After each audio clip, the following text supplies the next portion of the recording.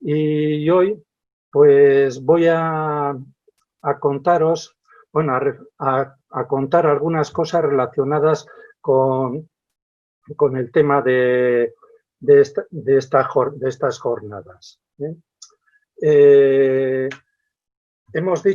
Se ha dicho aquí estos días y se ha avalado muy bien que los problemas de salud no se reparten de forma equitativa o al azar en toda la población y que tienen mayor incidencia en las capas desfavorecidas. Como si fuera algo así, como si las desigualdades sociales se trasladaran también a lo que podríamos decir problemas de salud. Realmente hay mucha investigación de la sociología de la salud que avala esto. Creo que está muy bien determinado. También hay que resaltar, y empiezo por aquí, y bueno, ya iré desarrollando el tema, os iré contando de lo que voy a hablar según vaya ocurriendo. También hay que resaltar que el impacto de un mismo problema biomédico, sea tanto una gripe como una fractura, no impacta en la vida de las personas de la misma manera, según las capas sociales y las condiciones de vida de las personas. Por ejemplo, una fractura de clavícula no es lo mismo para una persona asalariada con contrato fijo que para una persona, un temporero que se dedica a recoger la fruta. Para este segundo y para su vida y la de su familia va a tener un impacto mucho mayor.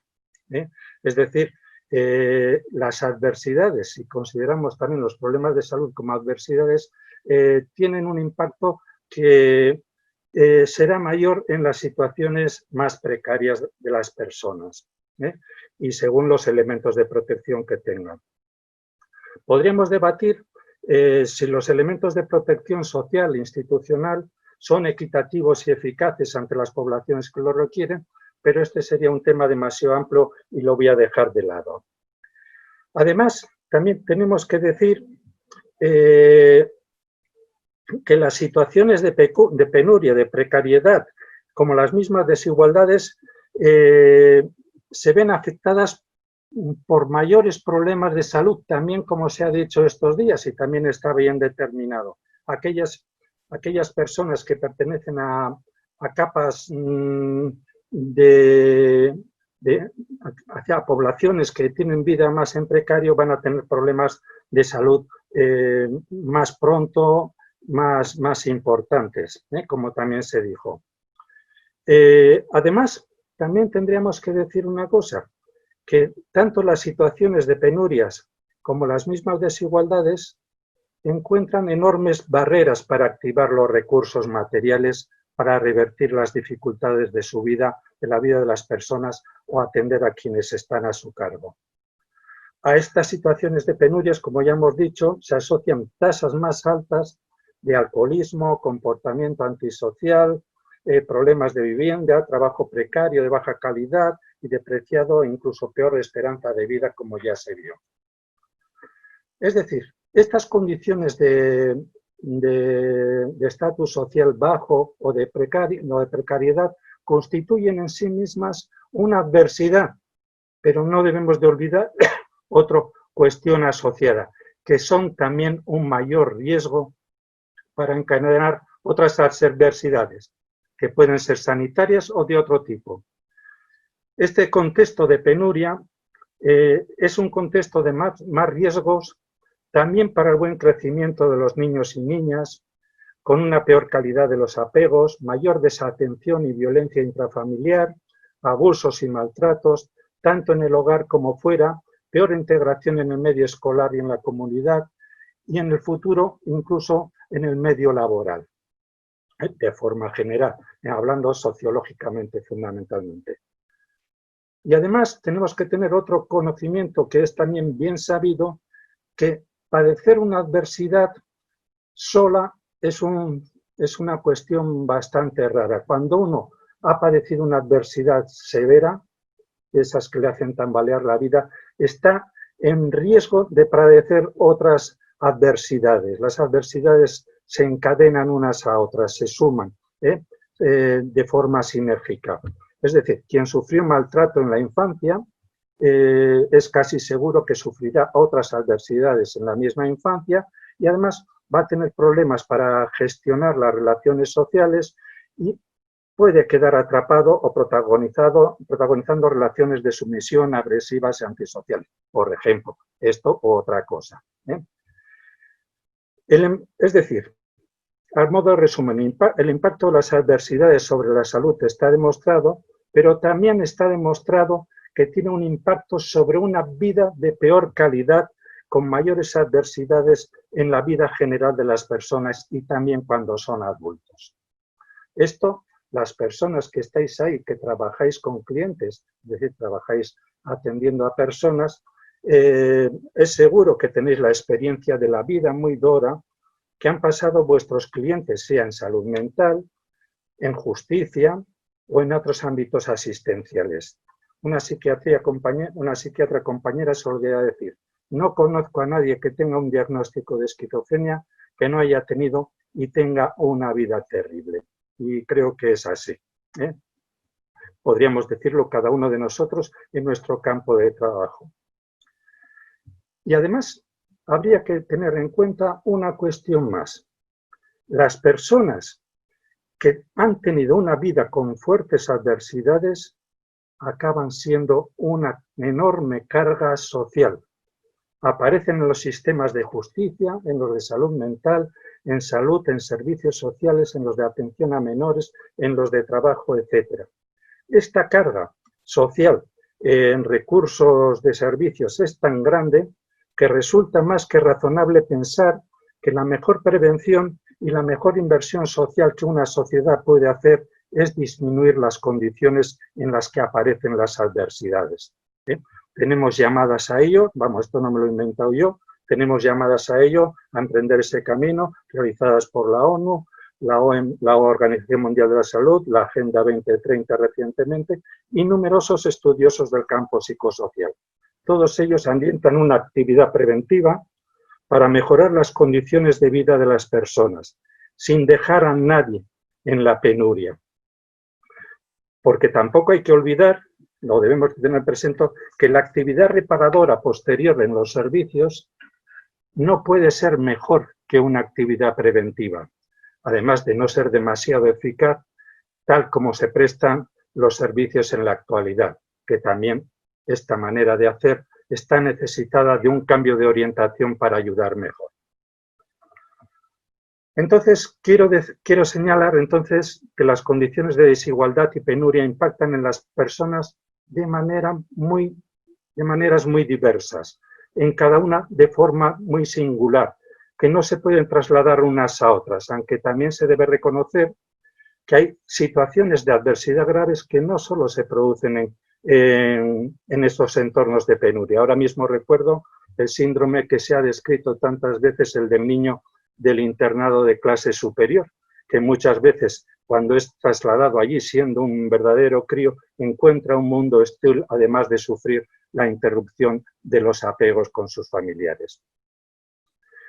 Y antes de entrar, no quiero soslayar, dado que estamos en una época de epidemia COVID, que la respuesta que estamos teniendo a esta pandemia, la respuesta a los aspectos sociales, a pesar de todos los errores que podríamos discutir, hay que reconocer que se han implementado medidas sociales de una manera mucho mayor que la realizada anteriormente. Yo, entre ellas, destaco la renta mínima universal, que también suelo decir que este seguramente es el mejor plan de salud mental que se pueda hacer, que coloca a nuestro país en una buena dirección, a diferencia de lo ocurrido en el 2008, que sumió a tantas familias en la penuria. Y dicho esto, quiero descender un poquito al mundo de las personas, porque los que estéis trabajando ahí os vais a encontrar no con las penurias en un sentido sociológico, que también en alguna medida, sino os vais a encontrar con personas que la están sufriendo, que están sufriendo adversidades. Estas personas que sufren adversidades y penurias aparecen en los servicios de asistencia en primera línea, es decir, una asistencia primaria, pero no solo de salud, sino en todas las áreas. Aparecen en servicios sociales, aparecen en el mundo laboral, aparecen en justicia, aparecen allí. Bueno, los servicios solo pretenden dar un tipo de ayuda, pero los casos suelen aparecer allá. Y los profesionales que trabajamos ahí necesitan poder realizar una comprensión de la situación más amplia que la actividad que realiza nuestro servicio. ¿Por qué? Porque nuestro servicio está caracterizado, tal como están estructurados los servicios hoy en día en la sociedad tardomoderna, están caracterizados por atender solo un segmento de la vida de las personas. Y además en base a un modelo experto. Pero, y así, por ejemplo, si una persona se le detecta triste en atención primaria de salud, no es de extrañar que se lo quieran remediar poniéndole un antidepresivo. Si fuera salud mental, harían algo parecido y además quizás le añadan psicoterapia. Aun con todo, realmente es casi seguro que hay algo en la vida de esa persona que no pertenece ni a lo biomédico ni a lo psicológico y que sea más fundamental, donde esa tristeza tenga un sentido. Pero los servicios objetivan segmentos de la vida y los atienden como si estos estuvieran fragmentados del resto de la vida de las personas.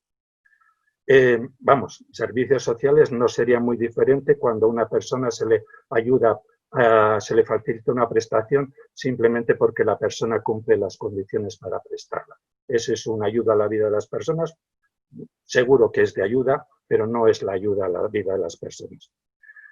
Y la vida de las personas, donde ocurren sus dificultades, es una vida global, no es una vida compuesta de segmentos. Y esa vida global permanece mucho más allá de la actividad sectorizada de los servicios. Por eso necesitamos formas de acercarnos a la vida de las personas y crear junto a ellas condiciones transformadoras. Y esto es de lo que voy a hablar ahora un ratito. En la actualidad son muy famosos, muy conocidos o muy propugnados los modelos centrados en la persona, que la característica que tienen es intentar colocarse en la vida de las personas y entender cuáles son sus necesidades, pero realmente son más propugnados que comprendidos y desde luego que implementados. Y de hecho son modelos muy opuestos al modelo experto que utilizamos normalmente en los servicios. Voy a exponer un modelo que nos pueda permitir acercarnos de forma comprensiva a la situación de las personas. Uno que conceptualiza las adversidades y las respuestas de las personas a sus adversidades. Este evidentemente no puede ser un modelo biomédico. Diría que ni siquiera sanitario y desde luego tampoco psicológico. Y diría que ni exactamente tampoco de salud pública, aunque se deba beneficiar de todas esas disciplinas. La vida de las personas es más que eso. Son también vivencias, relaciones, oportunidades, recursos, creencias, significados, anhelos, valores, relaciones, contactos, proyectos, penas, biografías, etc. Todas las personas viven en situaciones, y quiero empezar a explicarlo, todas las personas viven en situaciones que están imbricadas en redes de relaciones de poder. Todas. Los que están en la penuria y los que no están, que se manifiestan en sus relaciones, sus contactos, los recursos que tienen accesibles, la cultura, la identidad otorgada, la posición en la comunidad, las aptitudes, las condiciones físicas, la gobernanza de la comunidad, por ejemplo. Y en esas situaciones de poder también se detectan, a veces, no rara vez, actividades negativas de ese poder. Una actividad negativa de poder es algo que impacta con las personas y constituye una amenaza para ellas. Por ejemplo, una agresión, el rechazo por el color de piel o la procedencia, el abuso de un adulto, el silenciamiento de un grupo social por compartir ciertas ideas y costumbres, etc. La lista es infinita. Es decir, la actividad negativa del poder se constituye como una amenaza y inevitablemente las amenazas Los humanos las recogen y las evalúan mediante dotándolas de un significado y un sentido. Esta es una característica humana. Los humanos están dando constantemente sentido a lo que ocurre. Y ese significado y sentido también se atribuye a la amenaza. Los recursos para dar significado son sobre todo sociales. Fluyen como discursos en los espacios públicos y relacionales, aunque luego el proceso de significación acaba siendo personal y vivencial. Y las personas ante las amenazas, este sería otro componente, inevitablemente responden, como todo ser vivo. Todos responden a las amenazas.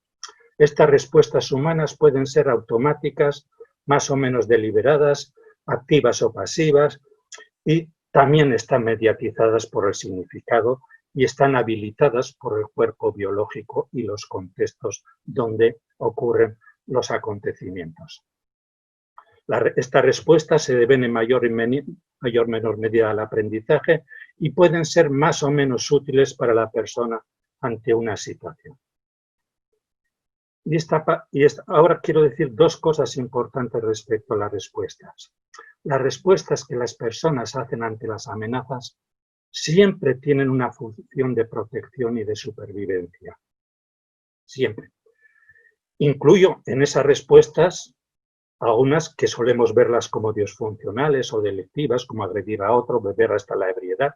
Esas también tendrían una función protectora de supervivencia, aunque no sea evidente para las personas que lo observan. Y la segunda idea que quiero comentar es que el modelo biomédico y el psicológico en uso, y en general el sistema experto de los servicios, suelen considerar a estas respuestas que las personas dan a las amenazas como la misma cuestión-problema. Y se suelen dirigir a ellas para modificarlas, mientras que la situación en las que emergen y su sentido no suele estar en la agenda profesional. Otro elemento más. En la vida de las personas se encuentran elementos protectores y recursos ante las amenazas y las respuestas a las mismas que pueden ayudar a trascender las situaciones problema y seguir adelante, pero también se pueden encontrar elementos agravantes. Unos servicios de ayuda ajustados a las personas, a las necesidades de las personas, serían aquellos que se pueden usar como elementos de protección, pero muchas veces los servicios no funcionan así, incluso por un problema estructural en la actividad de los servicios.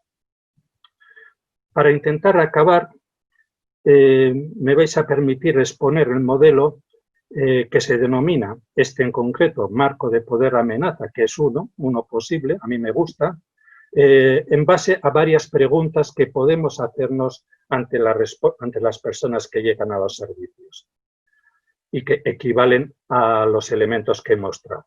La primera pregunta es, ¿qué te ha pasado? Que equivale a cómo ha funcionado el poder en tu vida. La segunda, ¿cómo te afectó eso que te ha ocurrido? Es decir, ¿qué tipo de amenaza significó?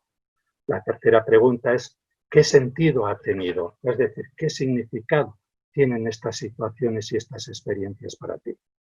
Una cuarta pregunta es, ¿qué tuviste que hacer para sobrevivir? Es decir, ¿cómo respondiste a esas amenazas? ¿O cómo estás respondiendo? Una siguiente respuesta es, ¿cuáles son tus fortalezas? ¿Qué recursos de poder tienes accesibles? ¿Tienes amigos? ¿Tienes contacto? ¿Te es útil el servicio? ¿Cuáles son tus fortalezas? Y un resumen de todo esto es la pregunta, ¿cuál es tu historia? Es decir, ¿cómo encaja todo esto, el significado de todo esto en ti? Fijaros, este modelo es también una forma conversacional, aunque puede que haya otras, bueno, de hecho hay otras, es una forma conversacional de colocarse en el mundo de la vida de las personas, encontrar sus necesidades y sus recursos y realizar junto a ellas un plan colaborativo. Como podéis intuir, con esta aproximación, en esta conversación, el profesional deja de ser exactamente un experto, deja de ser un trabajador social, un médico, un psicólogo, al menos temporalmente, relegando el papel de experto, relegando a un segundo plano, pasando a ser, como si dijese, un confidente que presta atención y abre un espacio de comprensión mutua. Con estas preguntas, el profesional es un profesional de ayuda en más profundidad. Orienta la ayuda muy lejos del método de diagnosticar y prescribir que ha sido impulsado y sigue impulsado por las guías de práctica y que, como se podría ver, con más tiempo, lo hace de un modo mucho más científico y basados en las evidencias. Estos pueden ser los mimbres para una ayuda colaborativa útil. Y sin renunciar al valor del lenguaje especializado, me gustaría recalcar que nos permite reconocer que para comprender la vida de las personas y colocarse a su altura y elaborar una ayuda, el lenguaje útil es el que tiene el cliente. Para acabar, una última reflexión. Al final, lo relevante desde los servicios, la cuestión fundamental es acercarnos de forma útil a la vida de las personas que acarrean situaciones de desequilibrios de poder, adversidad, penuria y trauma. Y bueno, aquí acabo lo que os quería decir y luego ya podremos, si es conveniente, discutir en el coloquio.